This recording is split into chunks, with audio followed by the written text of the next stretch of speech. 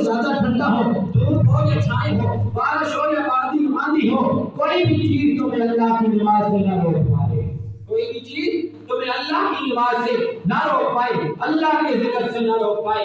امام الانبیاء صلی اللہ علیہ وسلم کے غلاموں، سرکار مدینہ، ہم سب کے نبی، ہم سب کے برخائے تاجدار مدینہ آمنہ کے لال دکھیوں کو غمخوار کیا فرماتے ہیں۔ نبوات کریم آقا علیہ الصلوۃ والسلام ارشاد فرماتے ہیں، لوگوں قیامت والے دن جو سب سے پہلے جس چیز کا سوال ہونا ہے وہ رب کی نماز ہے۔ سب سے پہلے رب کی نماز کے بارے میں پوچھا جائے گا قیامت والے دن۔ ایک ہے قبر کے سوال، ایک ہے قیامت کے سوال۔ قبر میں سب سے پہلے پوچھا جائے گا ما كنت تقول في حق هذا الرجل، سب سے پہلے رب تعالیٰ کے بارے میں پوچھا جائے گا، بتا تیرا رب کون ہے، بتا تیرا دین کیا ہے، بتا محمد علیہ کے بارے میں دنیا میں کیا کہتا رہا۔ یہ ہے نماز کے، یہ ہے قبر کے سوال۔ لیکن قیامت میں سب سے پہلے جس چیز کا سوال ہونا ہے وہ میرے رب کی نماز ہے، وہ میرے رب کی نماز ہے، جسے آج امتی بھلا کرتے ہیں، آج اس سے امتی غافل ہیں۔ اللہ کا قرآن کہتا ہے لوگوں چاہے تمہارا جتنا بڑا کاروبار ہو، چاہے تمہارے جتنے بچے ہو، چاہے تم جتنی بھی مصروف ہو، لیکن رب کی نماز نہیں چھوڑنی، رب کی نماز نہیں چھوڑنی۔ اور سرکار دو عالم نور مجسم صلی اللہ علیہ وسلم کا ارشاد گرامی ہے، جو شخص نماز کی حفاظت کرے، یہ نہیں کہ نماز کی حفاظت کس طریقے سے کرے کہ اس کو قائم کرے۔ قائم کرنے کا کچھ بندوں نے یہ لگا دیا کہ میں جی نماز میری قائم ہے۔ قائم سے کیا مطلب لیتے ہیں؟ قائم ہے جی میں نماز پڑھتا ہوں، بس قائم ہے مجھے آتی ہے تو اس کا مطلب ہے نماز قائم ہے۔ جو شخص نماز کی حفاظت کرے اس کے لیے نماز قیامت کے دن نور، تعلیم اور ہدایت ہوگی۔ اس کی حفاظت نہ کرے اس کے لیے بروز قیامت نہ نور ہے نہ دلیل ہے، اور نہ ہی بروز قیامت اس کے لیے ہدایت ہوگی۔ یہ کون فرما رہا ہے؟ کریم آقا علیہ الصلوۃ والسلام، لبان کریم آقا علیہ الصلوۃ والسلام کا فرمان ہے۔ تو میرے کریم آقا علیہ الصلوۃ والسلام کے غلاموں، اب نماز کو اگر پابندی سے نہیں پڑھتا اس کا حشر کس کے ساتھ ہوگا؟ یہ آگے یہ حدیث پاک کو سننا، لبان کریم آقا علیہ الصلوۃ والسلام کے غلاموں، آج اگر یہ میرا فرمان ہوتا تو کوئی کہہ سکتا تھا بڑا سخت فتویٰ ہے، کوئی کہہ سکتا تھا مولانا صاحب سخت ہو رہے ہو۔ یہ فتویٰ مدینہ کے تاجدار کا ہے، یہ فتویٰ مدینہ کے تاجدار کا ہے، یہ فتویٰ آمنہ کے لال کا ہے، یہ فتویٰ دکھیوں کے غمخوار کا ہے۔ سنو کریم آقا علیہ الصلوۃ والسلام کے غلاموں، حضرت سیدنا امام محمد احمد زبید رحمۃ اللہ علیہ سے فرماتے ہیں کہ بعض علماء کرام رحمۃ اللہ علیہ فرماتے ہیں کہ نماز کے تارک کو ان چار کن کے ساتھ ان کا اثر ہوگا، ان چار بندوں کے ساتھ، ان چار بندوں کا نام سنیے اور اپنی دل کی تختی پلٹ کے لے جائیں جو لوگ نماز قضا کرتے ہیں۔ لجپال کریم آقا علیہ السلام فرماتے ہیں فرعون کے ساتھ، قارون کے ساتھ، حامان کے ساتھ اور امیہ بن حلف کے ساتھ، ابی بن حلف کے ساتھ ان کا ہاتھ ہوگا، حشر کن کے ساتھ ہوگا؟ جو بے نمازی بندہ ہے، کن کے ساتھ؟ فرعون کے ساتھ۔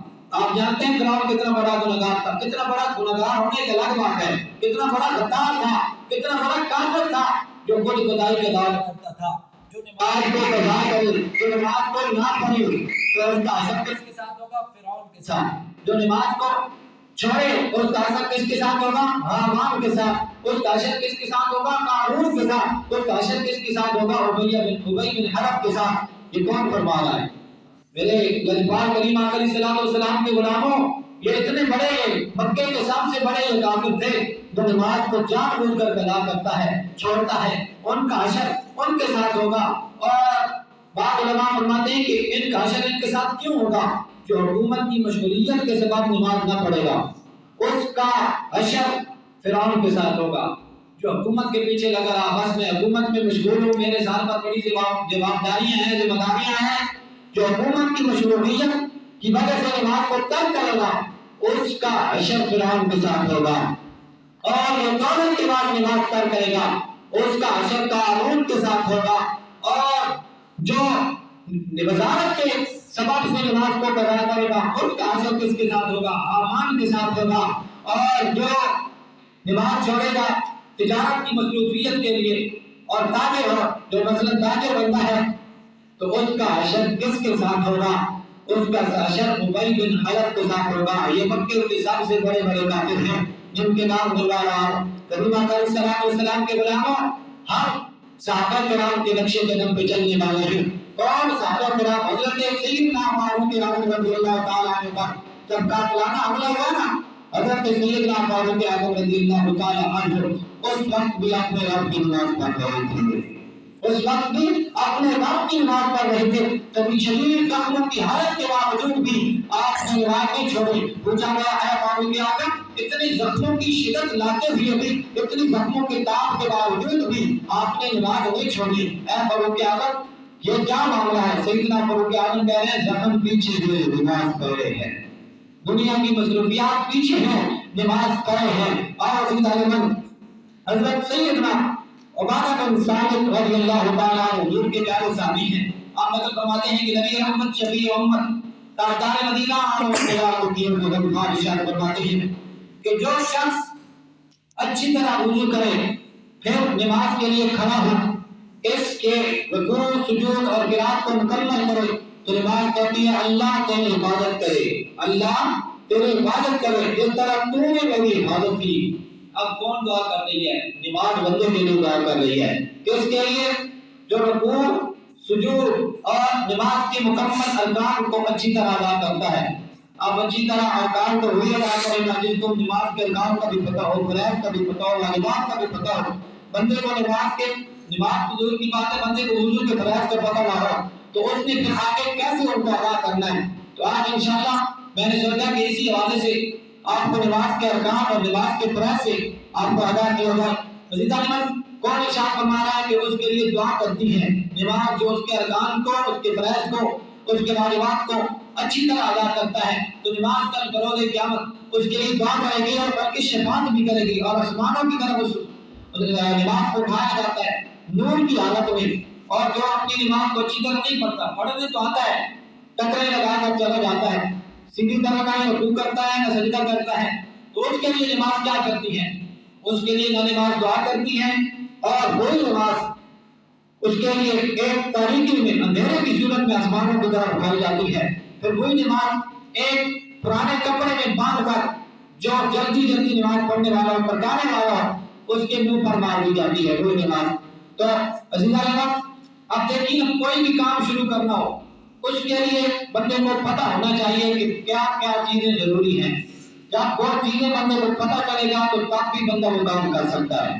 اب کسی نے اگر مستری بننا ہے، مستری کا کام کرنا ہے، دیوار بنانی ہے، مکان بنانا ہے تو اسے پتہ ہوگا کہ میرے پاس ان چیزوں کا ہونا ضروری ہے تو تب یہ دکان بنے گی. مثلا کرنڈی اسی طرح اور جو سامان ہوتا ہے مستری کا تو اسے پتہ ہونا چاہیے کہ میرے پاس ان چیزوں کا ایٹموں کا ہونا ضروری ہے تب میں دیوار بنا سکتا ہوں.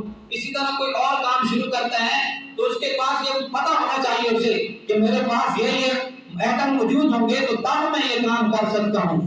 کیسے مسلمان ہیں؟ ہر چیز کا پتہ ہے. وپار شروع کرنا ہے تو پہلے کن چیزوں کا ہونا ضروری ہے، کیا کیا چیزیں ہونا ضروری ہے. میرے پاس پیسہ ہوگا تو میں وپار کروں گا، اگر میں مستری بنوں گا میرے پاس یہ چیزیں ہوں گی تو میں مستری بنوں گا. لیکن کیسے مسلمان ہیں؟ نماز بندے پڑھنے آئے بندے کو یہ بھی نہ پتا نماز کی شرائط کتنی ہے، بندے کو یہ بھی نہ پتا نماز کے ارکان کتنے ہیں، پھر بندہ نماز کے لیے کھڑا ہو جائے. خدا کوئی بھی کام کرنا لگتے ہیں تو اس کے لیے کچھ پہلے ان کا کچھ چیزوں کا پایا جانا ضروری ہوتا ہے. آپ وضو کرتے ہیں تو وضو میں بھی ایسے تو نہیں بھی بیٹھے تو وضو ہو جائے گا، وضو میں بھی کچھ چیزوں کا ہونا ضروری ہے. وضو کے کتنے فرائض ہیں؟ وضو کے 4 فرائض ہیں. نمبر 1 چہرہ دھونا، نمبر 2 کونیوں سمیت بازو دھونا، نمبر 3 سر کا مسح کرنا، نمبر 4 ٹخنوں سمیت پاؤں دھونا. اب جب تک ان میں سے ایک فرض میں بھی کمی ہو جائے تو ہمارا وضو نہیں ہوگا. جب ہمارا وضو نہیں ہوگا تو نماز کہاں ہوگی؟ جب ہماری پاکی نہیں ہوگی تو ہماری نماز کہاں ہوگی؟ عزیزان وضو میں اب یہاں سے کونیوں تک بازوؤں کا دھونا کیا ہے؟ فرض ہے. اگر یہاں سے یہ ذرا برابر بھی جگہ خشک رہ گئی تو ہماری نماز نہیں ہوگی، ہمارا وضو نہیں ہوگا. اسی طرح یہ چہرے کا دھونا، جہاں سے بال اٹھتے ہیں یہاں سے لے کر تھوڑی کے نیچے تک کانوں کی لو تک اس کا دھونا کیا ہے؟ فرض ہے. اگر یہاں سے ذرا برابر بھی جگہ خشک رہ گئی تو ہماری نماز نہیں ہوگی. اسی طرح سر کا چوتھائی سر کا مسح کرنا، اب اس طرح مسح کرنا پورے سال کا مسح کرنا سنت ہے، چوتھائی سال کا مسح کرنا فرض ہے۔ اگر کوئی بندہ صرف پانی لیتا ہے، اس طرح پانی کو ہاتھ میں اس طرح کر لیتا ہے تو اب اس کا مسح ہو گیا۔ چوتھائی سال کا مسح کرنا فرض ہے، پورے سال کا مسح کرنا سنت ہے۔ اب ٹانگوں سمیت پاؤں دھونا، یہاں تک پاؤں دھونا، اگر یہاں سے پاؤں برابر کی پاؤں میں جگہ خشک رہ جائے تو ہمارا وضو نہیں ہوگا، ہمارا وضو نہیں ہوگا تو ہماری نماز نہیں ہوگی۔ اسی طرح غسل میں 3 فرض ہیں، ناک میں پانی ڈالنا، غرارے کرنا، پورے بدن پر پانی بہانا۔ ان میں سے اگر ایک فرض بھی رہ گیا، پورے بدن پر پانی بہانا ہے، اگر کچھ جگہ خشک رہ گئی تو ہمارا غسل نہیں ہوگا۔ اب غسل کے اندر کون کون سی جگہ خشک رہ جاتی ہیں؟ بعض آپ کو یہ نہیں پتا، جلدی جلدی نہایا ہو گیا، غسل کی نفرائض پتہ ہے، شرائط پتہ ہے۔ عزیزہ جوان، آج کچھ لوگ کہتے ہیں نا، او جی اب بھابی ہے آپریشن کرو، دو بدیاں دا آپریشن کرو، فلانے دا آپریشن کرو۔ میں کہا سب تو پہلے دا آپریشن ساڈے اپنے بابے دی ضرورت ہے۔ 70 سال اساں دی عمر ہو گئی، اج تائیں سانو نماز کو فرائض نہیں پتا۔ 20 سال دے، 18 سال دے، 28 سال دے سارے نوجوان اگر کسی دے کولو کلمہ سنو سیدھی طرح کلمہ نہ آسی، پھر اسی دعوت کرنے ہیں یہ انداز مسلمانی ہے۔ اقبال کہتا ہے یہ انداز مسلمانی ہے، یہ ہم مسلمان کے گھر پیدا ہوئے ہیں۔ اقبال کہتا ہے وہ زمانے میں معزز تھے مسلمان ہو کر، ہم خوار ہوئے تارے کے قربان ہو کر۔ وہ مسلمان صحابہ کرام جنہوں نے جو معزز تھے مسلمان ہو کر، اور آج ہم نے قرآن کو چھوڑ دیا ہے۔ عزیزہ امام، نماز کی سب سے پہلی شرط کون سی ہے؟ نماز کی سب سے پہلی شرط، اب کوئی بھی کام شروع کریں گے تو اس کے لیے شرطیں ہوں گی۔ یہ بھرتی ہونے جاؤ نا تو وہاں پر بھی سب سے پہلے کہتے ہیں یہ شرطیں ہونا ضروری ہیں، شرطیں پائی جائیں گی۔ اگر بندے کا پاؤں ٹیڑھا ہونا تو وہ بھرتی سے نکال دیتے ہیں۔ بندے کے اندر جب شرط نہیں پائی جائے گی نماز کے لیے تو پھر نماز بندہ کیسے پڑھے گا؟ عزیزہ رحمان، سب سے پہلی جو نماز کی شرط ہے وہ ہے طہارت۔ نماز کی طہارت، طہارت کی کتنی چیزیں ہیں؟ بدن کا پاک ہونا۔ اب جو بندہ نماز پڑھ رہا ہے کم از کم اس کا بدن پاک ہو۔ اس کے بعد کپڑوں کا پاک ہونا۔ کپڑوں کا پاک ہونا کیا ہے؟ یہ ضروری ہے۔ بندہ نماز پڑھ رہا ہے، بندے کے کپڑے پاک ہوں۔ یہ پہلی شرط بتا رہا ہوں نماز کی طہارت۔ طہارت کے اندر 3 چیزیں آتی ہیں، کپڑوں کا پاک ہونا، بدن کا پاک ہونا، جس جگہ پر نماز پڑھ رہے ہیں اس جگہ کا پاک ہونا کیا ہے؟ ضروری ہے۔ یہ نماز کی شرط ہے۔ اگر یہ نہ پائی جائے تو ہماری نماز نہیں ہوگی۔ اور آج کل تو یہ آسان سا بہانہ ہے، کسی کو کہو نماز کے لیے، اور جی میرے تو کپڑے نہ پاک ہیں، نماز کے لیے جی میرے کپڑے نہ پاک ہیں۔ اگر کسی اور کام کے لیے جانا، کوئی ہمارا مرضی والا کام ہو، کپڑے چینج بھی ہو جائیں گے، اگر غسل فرض ہوا غسل بھی ہو جائے گا، نہانا پڑا نہا بھی لیں گے، لیکن ادھر پہنچ جائیں گے۔ لیکن نماز کے لیے بلا رہے ہیں میرے کپڑے نہ پاک ہیں، کتنا آسان بہانہ تو نے مسلمان بنا لیا ہے۔ یہ بہانے نہیں چلنے والے، وہاں پر یہ بہانے تمہارے نہیں چلیں گے۔ سب سے پہلی شرط ہے طہارت، اور ذرا برابر اگر خون لگا ہوا تو وہ پانی کا مطالعہ اتنی عظیم نعمت کس لیے دی ہے کہ ہم دھو بھی تو سکتے ہیں۔ سب سے پہلی شرط طہارت۔ طہارت کے اندر 3 چیزیں ہیں، یہ یاد بھی رکھنی ہے، یہ صرف سننی نہیں ہے۔ نماز کی پہلی شرط کون سی ہے؟ طہارت۔ سارے بولیں طہارت۔ ہم دین کے کاموں میں شرم محسوس کرتے ہیں، حالانکہ اس میں نہیں محسوس کرنی چاہیے۔ سب سے پہلی شرط ہے طہارت۔ طہارت کے اندر 3 چیزیں موجود پائی جاتی ہیں، کپڑوں کا پاک ہونا، بدن کا پاک ہونا، جس جگہ پہ نماز پڑھ رہے ہیں اس جگہ کا پاک ہونا۔ آگے نماز کی دوسری شرط ہے ستر عورت۔ ستر عورت، ستر عورت کا کیا مطلب ہے؟ کہ مرد کا ناف سے لے کر گھٹنوں تک پورے بدن کو چھپانا، یہ کیا ہے؟ ضروری ہے، فرض ہے۔ اب اس سے کوئی یہ مطلب نہ لے لے کہ بس اگر ادھر سے کپڑا پہن لیا تو نماز کے لیے کھڑے ہو جائیں، ہرگز نہیں۔ یہ فرض اس وقت ہے اس سارا بدن کو چھپانا کہ جب بندے کے پاس یہ نوبت ہو کہ بندے کے پاس کپڑا بدن چھپانے کے لیے کپڑے نہیں ہیں، لیکن اگر درختوں کے پتوں سے بھی بندہ یہ بدن چھپا سکتے تو چھپائے اور نماز پڑھے۔ نماز کی معاملے نہیں ہے۔ وہ نوجوان ذرا سوچیں جو آج کپڑوں کا پلید ہونے کا، ناپاک ہونے کا بہانہ بناتے ہیں، اور وہ جو میرے پاس ٹائم نہیں ہے میں آ رہا ہوں، وہ سوچیں ذرا میں وہاں چلا گیا تھا تو وہاں چلا گیا تھا، کس وجہ سے نماز رہ گئی۔ سنیے نماز کتنی ضروری ہے۔ یہ اگر اتنا بندہ کپڑوں پتوں کے ساتھ اگر بدن چھپا سکے تو اس کے لیے ضروری ہے کہ بدن پتوں کے ساتھ چھپائے، اور یہاں تک ناف سے لے کر گھٹنوں تک، یہ مرد کے لیے حکم ہے کہ مرد ناف سے لے کر گھٹنوں تک بدن چھپا کر نماز، اس کے لیے ضروری ہے کہ یہاں نماز کے لیے کھڑا ہو تو یہاں تک بدن کا چھپا ہوا نا لازمی ہے۔ اور عورت کے لیے کیا حکم ہے؟ عورت کا مطلب ہی چھپانا ہے، اور ستر عورت کہا جاتا ہے نا، ستر عورت، اصل عورت کا معنی مطلب یہ ہے کہ چھپانا، لیکن آج کیا کرتی ہیں عورتیں؟ سر عام پھر نہیں ہے، ٹی وی پر دوپٹہ گل میں ہے، گردن میں ہے، اور بیٹھی ہیں ٹی وی پہ، وہ ہمیں بتا رہی ہیں ایسا نہیں۔ وہ رمضان میں جو سارا پورا ساتھ ڈانس کرتی رہتی ہیں، رمضان میں آ جاتی ہیں ٹرانسمیشن کی کیا ہوتا ہے، وہ رمضان میں بتا ہوگا ایسے ٹوٹے گا تو ایسا بیٹھے گا، اور انہوں نے ہمیں بتانا ہے، جو اداکارہ ہیں یہ ہمیں بتا رہی ہیں کہ روزہ ایسا ٹوٹے گا، ایسے ہوگا ایسے ہوگا، رمضان میں ٹی وی پہ آ کر بیٹھ کر۔ تو عزیزہ جنت، عورت کے مطلب ہے چھپانا۔ عورت آپ نماز پڑھے گی تو نبی علیہ السلام کا فرمان ہے، نشان ہے کہ عورت جب نماز کے لیے کھڑی ہو تو گھر میں جو سب سے چھپا ہوا پوشیدہ کمرہ ہے، اگر گھر کے اندر تہخانہ ہے، زمین دوز ہے، تو اس کے اندر جا کر نماز ادا کرے۔ یہ عورت کے لیے حکم ہے کہ وہاں پر جا کر نماز ادا کرے، چھپے ہوئے کمرے میں۔ اگر ایسا نہیں تو جو سب سے زیادہ چھپا ہوا کمرہ ہے نا، اس کے اندر جا کر عورت نماز ادا کرے، یہ عورت کے لیے حکم ہے۔ اور عورت جب نماز پڑھنے لگے تو کون کون سے عضو ہیں جو عورت کے سامنے ظاہر ہونے چاہیے؟ اس کے علاوہ ساری عورت جب نماز کے لیے کھڑی ہو تو چھپی ہوئی ہو۔ نمبر 1، یہ جو عورتوں کی ہتھیلیاں ہیں نا، یہ چھپی ہوئی نہ ہو جب عورت نماز پڑھنے لگے، یہاں سے بس یہ عورت کی ہتھیلیاں نظر آ رہی ہوں۔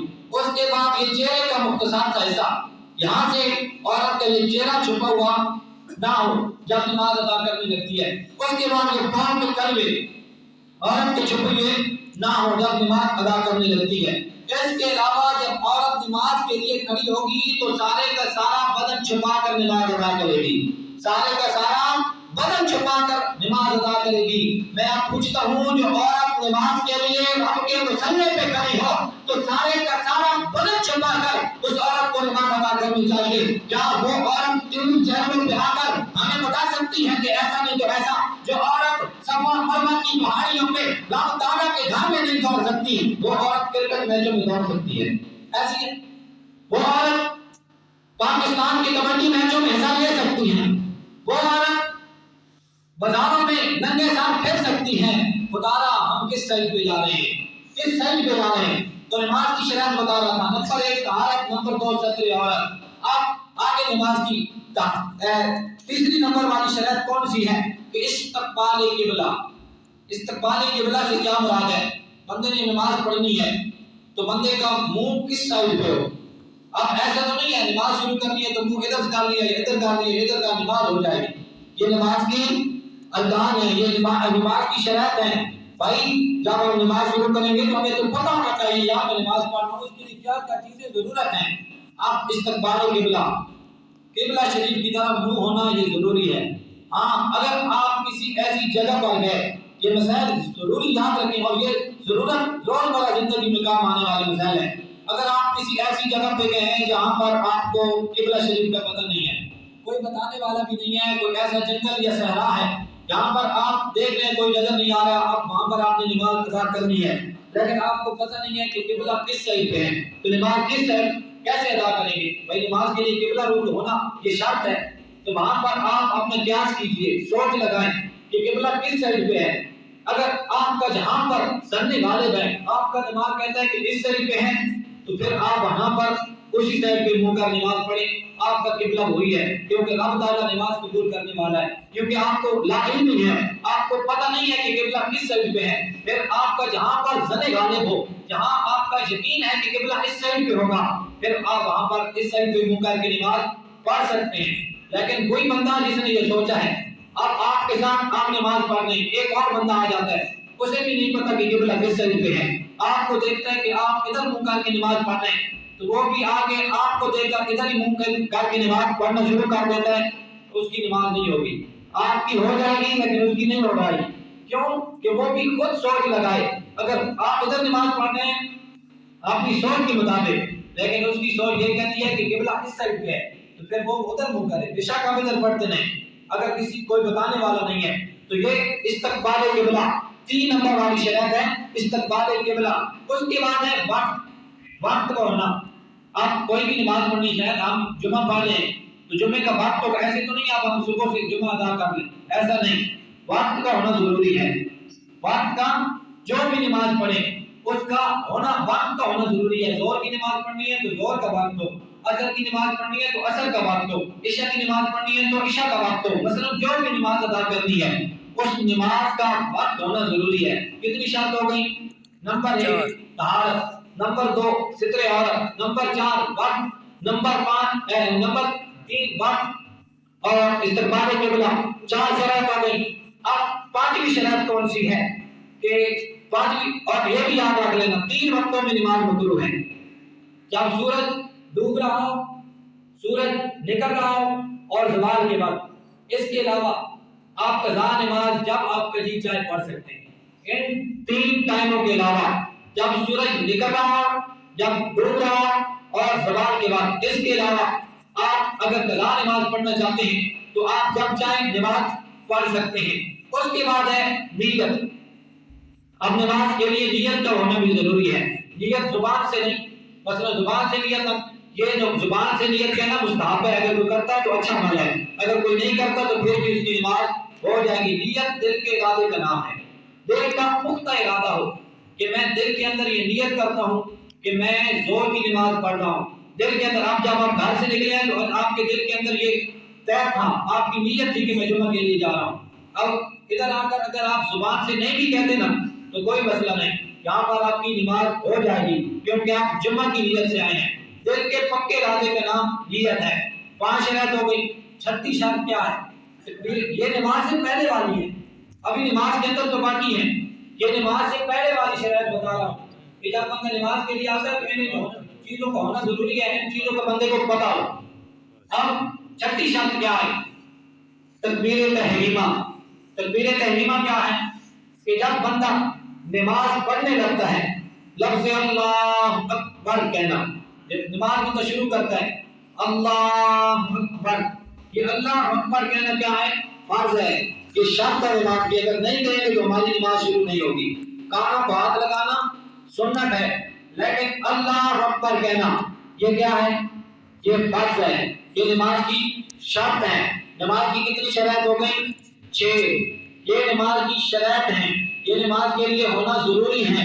جب بندہ نماز کے لیے کھڑا ہونا لگتا ہے تو پہلے بندہ نظر دوڑائے، کیا یہ ساری شرائط میرے اندر موجود ہیں؟ میں نماز پڑھ رہا ہوں، کیا میری پاکی ہے، کیا وقت ہے، کیا میں نے نیت کی ہے، کیا میں استقبال قبلہ کی طرف منہ کر رہا ہوں، کیا میں نیت کر رہا ہوں، کیا میں تکبیر تحریمہ پڑھ رہا ہوں۔ اب یہ جو نماز کی ٹوٹل 6 شرائط ہو گئی ہیں، ان کا ہونا ضروری ہے، جو اکثر ہمارے نوجوانوں کو نہیں پتا۔ اکثر وضو کے فرائض ہمارے نوجوانوں کو نہیں پتا، اکثر نماز کے مسائل ہمارے نوجوانوں کو نہیں پتا۔ ہمارے نوجوانوں کو پتہ ہے کون سی دوائیں، کون سی اداکارہ کس طریق کو پیدا ہوئی ہے، کس طریق کو اس نے پہلی فلم بنائی ہے، کس طریق کو اس نے پہلا گانا گایا ہے۔ آج کے نوجوان کو یہ پتہ ہے، لیکن آج کے نوجوان کو نہیں پتا، تو وضو کے فرائض نہیں پتا۔ آج کے نوجوان کو اگر نہیں پتا تو غسل کے فرائض نہیں پتا۔ آج کے نوجوان کو اگر نہیں پتا تو نماز کی شرائط نہیں پتا، نماز کے ارکان کا نہیں پتا۔ ارے نوجوانوں تم کہاں جا رہے ہو؟ اگر میں پورے مجمع سے یہاں پر کسی کو کھڑا کر رہا ہوں نوجوان کو، ارے آپ شاید آتا ہو کہ کلمہ چھٹا کلمہ سنا تو شرم کے مارے پسینہ ہو جائے گا، اور چھٹا کلمہ میں سناؤں اور یہ نوجوان چوکوں میں، جگہوں میں، گلیوں میں گالی کرتے ہوئے نہیں شرماتے، یہی نوجوان نعرے لگاتے ہوئے نہیں شرماتے، یہی نوجوان، کسی نوجوان سے کلمہ سنو، آپ کے اداکارہ کے نام پتہ ہے لیکن کلمہ سنو لا الہ الا اللہ، کلمے پر یہاں پر للو بنے ہوئے ہیں، کلمے کی بانی آئے تو یہ للو بن جائے، لیکن جب اداکارہ کے نام یاد کرنے کے آئے، جب کتوں کا بھیڑ ہو تو وہاں پر ان نوجوانوں کا رش دیکھا جاتا ہے۔ خدا اپنے آپ کو کہاں لے کر جا رہے ہو؟ اور ہمارے نوجوان، اکثریت ہمارے نوجوانوں کی کیا کر رہی ہے؟ کتوں کو لڑائیاں کرا رہے ہیں، یہ ان کو قبر میں بخشوائیں گی، کتوں کو لڑائیاں کروا رہے ہیں ہمارے نوجوان۔ خدا نوجوانوں کہاں جا رہے ہو؟ نبی علیہ السلام کے غلاموں، نبی علیہ السلام ارشاد فرماتے ہیں کہ جس گھر کے اندر 3 چیزیں موجود ہوں اس گھر رحمت کے فرشتے نازل نہیں ہوتے۔ جس گھر کے اندر 3 چیزیں ہوں جو کتوں کے پیچھے دوڑتے ہیں وہ ذرا سنیں۔ نبی علیہ السلام فرماتے ہیں جس گھر کے اندر کتا ہو، جس گھر کے اندر جنب ہو، جس پر غسل واجب ہو اور بندے نے غسل کرنا ہو، جنب ہو، اور جس گھر کے اندر تصویر ہو، 3 چیزیں اگر گھر کے اندر موجود ہوں تو رحمت کا فرشتہ کبھی نازل نہیں ہوتا۔ پڑھیے نا تفسیر رب تعالیٰ کے پیارے محبوب علیہ السلام کی جو سورۃ والضحیٰ ہوتی ہے نا پر، اور اس کے اندر وما ودعک ربک وما قلی، اے محبوب ہم نے آپ کو ہاتھ کس لیے چھوڑا؟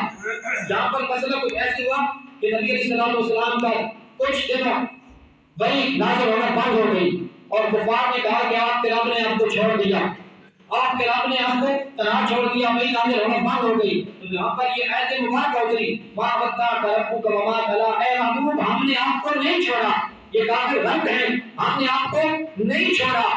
وجہ کیا تھی کہ وہی نازل آنا کیوں بند ہو گئی؟ پڑھو تفسیر اللہ کا قرآن حبیب مکرم صلی اللہ علیہ وسلم کے غلاموں نبی علیہ السلام کے اوپر وہی نازل ہونا اس لیے بند ہوئی تھی کہ آپ کی چارپائی کے نیچے آپ کا جو حجرہ مبارک تھا وہاں پر ایک کتے کا بچہ داخل ہو گیا، چھوٹا سا کتیا کا بچہ آپ کی چارپائی کے نیچے داخل ہو گیا اور وہاں پر اللہ کی رحمت نازل ہونا بند ہو گئی۔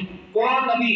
جو وما ارسلناک الا رحمۃ للعالمین، پوری کائنات کے لیے رحمت بن کے آنے والے نبی، وہاں پر بھی رحمت کا فرشتہ نازل نہیں ہو رہا۔ کیوں؟ کہ آپ کی چارپائی کے نیچے ایک کتے کا بچہ ہے، ایک کتیا کا بچہ ہے، تو جس گھر کتا ہو وہاں پر اللہ کی رحمت نازل نہیں ہوگی۔ اور یہ شرعی مسئلہ ہے، کتا رکھ سکتے ہیں لیکن کیسے؟ اپنے ساتھ نہیں۔ ہاں اگر کسی کا کوئی باڑا ہے بکریوں کے لیے رکھوالی کے لیے کتا ایک الگ مسئلہ ہے، رکھ سکتے ہیں لیکن اسے اپنے ساتھ نہیں رکھ سکتے۔ آج کیا دیکھا جاتا ہے، اتنے لوگ جناب والا 2 لاکھ کے کتے بکے، 2.5 کا انعام کتے تو بنا، اور ایک بندہ اور جی میں روزانہ کتے نو ایک پالیا گھوڑ کھوانا، میں کہتے پیو نو بھی کھوائے، کہتے پیو نو بھی گھوڑ کھوائے، میں میرا کتا کتے نہیں لڑائیاں کو بلاک کرا رہے، خدا دے بندے کہ کتنے کس سائڈ سے جا رہے۔ نبی علیہ السلام سے فرماتے ہیں لعنتی ہو بندہ جڑا جانوراں کی لڑائی کرائے، بدبخت ہے وہ انسان جو کتوں کی لڑائی کرائے۔ اور میں کتے کی لڑائی کروانا، میرا کتا جیتے گا، میرا کام جیتے گا، تو بکو جیتے گا، کیوں؟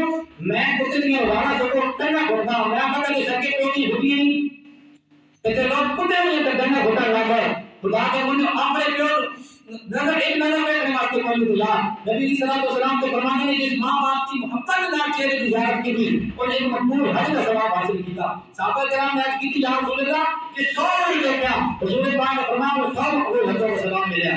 کہتے کتے کے چہرے دیکھے، صبح صبح اٹھ کے کتے میں سیر کروا رہے، کبھی تہجد واسطے اٹھو، خدا دے بندو کبھی تہجد واسطے رات کی مسجد جاؤ، کتے نو سیر کروا رہے، کتے نے لتا گھٹایا، مرغے لڑا رہا۔ اے کتے ظالمو، ان کتوں کو کس لیے پالتے ہو؟ کیا یہ کتے یہ جب مر جاتے ہیں کیا ہم دیکھیں نا یار، ہم 2 انسانوں کو کوئی آپس میں لڑا دے اور پھر اوپر سے کریک کر رہا ہو، طرح کے تانیاں بجا رہا ہو، کیا ہمارے دل کے اوپر کیا گزرے گی؟ کتا لڑ رہا ہے، وہ زخمی ہے بیچارہ، اس کے اوپر خون آ رہا ہے اس کی ٹانگوں سے، اس کے جسم سے، اور یہاں پر کریپنگ ہو رہی ہے، تانیاں مار رہی ہیں، کیوں؟ یہ کتے لڑ رہے ہیں۔ مرغوں کے ساتھ کیا کیا جاتا ہے، کیا کیا ظلم کیا جاتا ہے مرغوں کے ساتھ، ان کے پاؤں کے ساتھ جو تکیل ہوتا ہے وہاں پر فطر کی کیل، لوہے کی کیل مار کر ان کو اڑایا جاتا ہے، وہ زخمی پڑا ہے، اس کی گردن زخمی ہے، اس کی چونچ زخمی ہے، اس کی آنکھ نکل گئی ہے، یہ تانیاں بجا رہے ہیں دیکھ کر۔ اور اگر کوئی بیچارہ مرغا مار جاتا ہے، پھر جو کیا جاتا ہے ہار جاتا ہے، تو پھر اس کو گالیاں دی جاتی ہیں۔ نبی علیہ السلام نے فرمایا مرغے کو کبھی بھی گالی مت دینا، کیونکہ یہ اللہ کے ذکر کے لیے اٹھاتا ہے، یہ نماز کے لیے اٹھاتا ہے۔ اور ہمارے اندر کیا ہے، ہم نے مرغا پالا ہے تو لڑائی کے لیے پالا ہے، ہم نے کتا پالا ہے تو لڑائی کے لیے پالا ہے، ہم نے بیل پالا ہے تو وہ لڑائی کے لیے پالا ہے۔ نبی علیہ السلام کے زمانوں لجپال کریم آقا علیہ السلام ارشاد فرماتے ہیں مسلمانوں کہ جو بھی حلال جانور کی بندہ نہ ہو لات کے لیے نہیں پال سکتا، لڑائی کے لیے نہیں پال سکتا، چاہے وہ بیل ہو، بکری ہو، دمبا ہو، کوئی بھی چیز ہو، حلال جانور بندہ لڑائی کے لیے نہیں پال سکتا۔ اور کتے پال سکتے ہیں، کتوں کی لڑائیاں کرا سکتا ہے، اور جو جس کام کے ساتھ محبت کرتا ہے، اگر کوئی کتوں کی لڑائی ہو رہی تھی وہاں پر کسی بندے نے شرکت کی تو رب کعبہ کی قسم اس کا اثر انہیں کے ساتھ ہوگا، چاہے اس نے لڑائی نہیں ہے، صرف دیکھنے کے لیے چلا گیا۔ تو ہماری اکثریت کہاں پر ہوتی ہے، ہمارے نوجوان کہاں پر رہتے ہیں، ککڑوں کی لڑائی ہو رہی ہے تو ہمارے نوجوان وہاں پر رش لگا ہوا ہے، لیکن اللہ کے گھر سے آواز آ رہی ہے اور نماز کے لیے کوئی نماز پہ آنے کے لیے تیار نہیں۔ محبوب خدا فرماتے ہیں لعنتی ہے وہ شخص جو جانوروں کی لڑائی کرائے، لعنتی نہ بنو، محبوب کے حبیدار بنو، وفادار بنو، لجپال کریم آقا علیہ السلام کے غلاموں۔ وفا اگر آپ اپنا نام نکالنا ہی چاہتے ہو تو پھر کتوں کی لڑائیوں سے نہ نکالو، پھر مرغوں کی لڑائیوں سے نہ نکالو، پھر دانتوں کی دوڑوں سے نہ نکالو، پھر دانتوں کی لڑائیوں سے نہ نکالو۔ اپنا نام کمانا چاہتے ہو تو محمد علی کی غلامی میں آگے لگ جاؤ۔ اپنا نام نہیں کمانا چاہتے ہو، دیکھیے نا امیروں مجاہدین علامہ خاتم حسین جی کو، کیا آپ نے کتوں کی لڑائیاں کروائی ہیں؟ کیا اس نے جناب والا مرغوں کی لڑائیاں کروائی ہیں؟ نانا ہم سے رسالت پہ پہرا دیا ہے، پھر ہم پہ کعبہ کی عزت کی قسم دنیا قیامت آ سکتی ہے خاتم حسین کا نام نہیں مل سکتا۔ کیوں کہ اس نے ہم سے رسالت پہ پہرا دی ہے، وفا کیا تو رسول اللہ کے ساتھ کی ہے، اور رسول اللہ کے ساتھ وفا کرو۔ اور آج بعض وہی وہاں درگاہ پر بھی کتوں کی لڑائی ہوتی ہے۔ میں کہا کتوں کی لڑائی کرنا یہ مشن حسینی نہیں ہے، مشن یزیدی ہے۔ مشن حسینی یہ ہے کہ مسلح رسول پہ بھی بندہ کھڑا ہو اور سب نیزے پہ چل جائے، سب نیزے پہ ہو تو رب کے قرآن کی آواز آ رہی ہوتی ہے، یاسین والقرآن الحکیم۔ وہ پیر صاحب لڑائی کرواتے ہیں، میں نے کہا پیر دیکھنا ہو تو میرا شریف میں بیٹھے بزرگوں کو دے، پیر دیکھنا ہو تو میرا شریف والے بزرگوں کو دے، پیر دیکھنا ہو تو مکان شریف والے بزرگوں کو دے، پیر دیکھنا ہو تو مولانا اللہ تعالیٰ قاضی کو دے۔ ایسے پیر ہوتے ہیں، وہ پیر نہیں ہے جو کتوں کی لڑائی کروائے، وہ پیر نہیں ہے جو مرغوں کی لڑائیاں کروائے، وہ پیر نہیں ہے جو کتوں کو بجاؤ ہو، کتوں کو لڑاؤ ہو، دانتوں کو بجاؤ ہو، آنکھوں کا بجاؤ ہو، وہ پیر نہیں ہے۔ وہ ڈھیر پیر تو ہو سکتا ہے، پیر نہیں ہو سکتا۔ پیر وہی ہے جس کو دیکھ کر خدا یاد آئے یا مصطفیٰ یاد آئے۔ پیر وہ ہے جو تمہیں دنیا سے پکڑ کر مصطفیٰ کے قدموں میں لائے اور خدا کے در پر لائے، وہ پیر ہے۔ ایسے پیر کے دامن کو پکڑ کر دیکھنا تمہاری قیامت میں بھی مزے ہیں، دنیا میں بھی مزے ہیں۔ اور خدا نہ ایسے کرنے والے جو مرغوں کی لڑائیاں کرواتے ہیں، کتوں کی لڑائیاں کرواتے ہیں، خدا اپنے کریم آقا سے معافی مانگو۔ یہی بولیے نبی علیہ السلام کی حدیث مبارکہ ہے کہ نبی علیہ السلام کی خاندان ایک بلی دیکھا، نبی علیہ السلام جب معراج پر گئے نا تو کریم آقا علیہ السلام نے دیکھا کہ عورت کو جہنم میں پایا اور جہنم میں عورت کے چہرے کو ایک بلی نوچ رہی تھی۔ کریم آقا علیہ السلام نے فرمایا ہے جبریل یہ کیا معاملہ ہے؟ عرض کیا یا رسول اللہ یہ عورت بلی کو تکلیف دیتی تھی۔ کس کو؟ بلی کو تکلیف دیتی تھی۔ مرغے کے پاؤں کے ساتھ اس کا کیل پتر کا مان کر یا لوہے کا کیل مان کر اس کی گردن میں لگ رہا ہے، اسے تکلیف نہیں ہو رہی، کتوں کو لڑا رہے ہیں تکلیف نہیں ہو رہی ہے نا۔ تو جو عورت بلی کو تکلیف دے اس کا چہرہ قیامت والے دن بلی نوچ رہی ہے، تو کیا ہمارے چہرے جو لڑاتے ہیں کتے لڑاتے ہیں ان کے چہرے کتے نہیں نوچیں گے؟ ان کے چہروں پر مرغے اپنے پنجے نہیں ماریں گے؟ کریم آقا علیہ السلام کے غلاموں، یہ تو ایک بلیا کے ساتھ ظلم کرنے والے کا یہ حال ہے، والی کا وہ حال ہے۔ اب دیکھیے ذرا دوسرا منظر بھی، لجپال کریم آقا علیہ السلام جو ان جانوروں پر رحم کرتا ہے، جو ان پر رحم کھاتا ہے، خدا کا واسطہ اللہ تعالیٰ کی ہر مخلوق سے رحم کھائے۔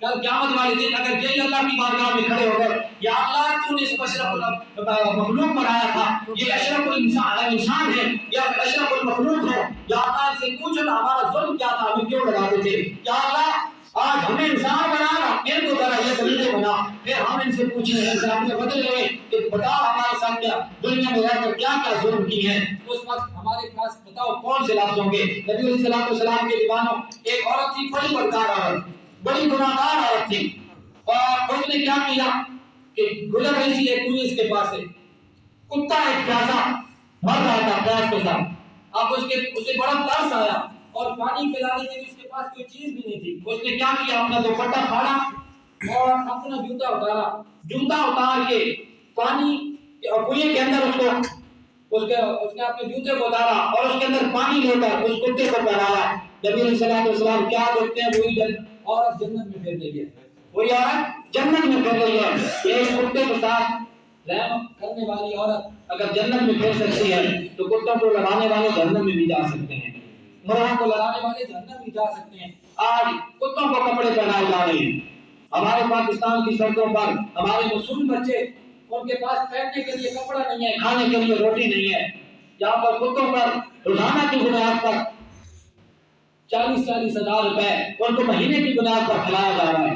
خدا را خوش کریں، ہم کس ملک میں رہ رہے ہیں؟ خدا را خود حفاظت کر، تیرا فرمان لکھتا ہے، خدا را خود حفاظت کر، تیرا فرمان لکھتا ہے، میرا ایمان نہیں بدلا کر، تیرا قرآن لکھتا ہے، کتاب اللہ کی ہستی میں کتے پیران دے شوق اس وقت، میرا ایمان نہیں بدلا کر، تیرا قرآن لکھتا ہے۔ خدا کے بندو اپنے دامن کو اپنے گرمان میں جھانکے ہم کیا کر رہے ہیں؟ ہم اس رحمت للعالمین نبی کی امتی ہیں، ہم اس کریم آقا علیہ السلام کی امتی ہیں۔ اللہ تعالی ہم سب کو ان جو مسائل بتائے ان پہ عمل پیرا ہونے کی ہمت و توفیق عطا فرمائے۔ آج نماز کی شرائط بتائی ہیں، کل سے انشاءاللہ اگلے جمعے کو نماز کے ارکان بتائیں گے۔ تمامی آباد سے گزارش ہے کہ ذرا ٹائم سے تشریف لایا کریں اور مسجد کو بھی آباد کرنے کی کوشش کریں۔ یہ ککروں کے میدانوں کو چھوڑو، کتوں کی لڑائیوں کے میدانوں کو چھوڑو، جلسہ گاہوں کو چھوڑیں، آؤ اللہ کی مسجد کو آباد کریں، آؤ اللہ کی مسجد کو آباد کریں۔ اقبال کہتے ہیں مسجد میں صحاں ہیں کہ نمازی نہ رہے، یعنی وہ صاحب اوصاف حجازی نہ رہے۔ آج مسجدیں ویران پڑی ہیں، مسجدوں میں آنے کے لیے تیار کوئی نہیں۔ اللہ تعالیٰ ہم سب کو عمل کی ہمت و توفیق عطا فرمائے۔ وآخر دعوانا الحمد للہ رب العالمین۔